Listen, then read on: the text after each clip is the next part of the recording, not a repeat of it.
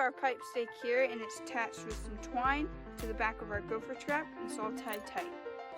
So I have a gopher hole here, so to find it, you just literally poke around so you find it where it like goes down right here. So I think this is where it is. Yeah, see, I found the hole down here. So then you'll figure out which direction it's going. Mine is going this way. So I will clean it out with this nice tool I have. You can also use a regular shovel here. They work just fine. So then once you have it all cleaned out, you go set your trap. This one's very simple. You take this pin and you put it, kind of have to work it up here. So here, and you push this down.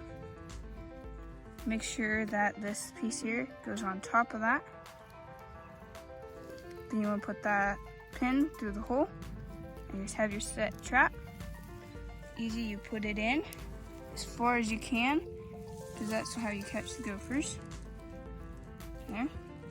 And then you take your pipe stake and you stick it in the ground. And then grab your pipe, put it in, and it's all marked.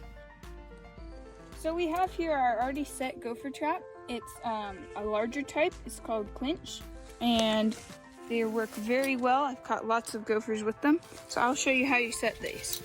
So first, I like to put on the ground to help because they're very strong. So then you just hold it over with your thumb here. This is where it will snap back, so I like to keep my fingers away from there. So you put this pin in here, in that little spot, and this one over here, right here. And you want to keep your thumb on it till you have it in the hole.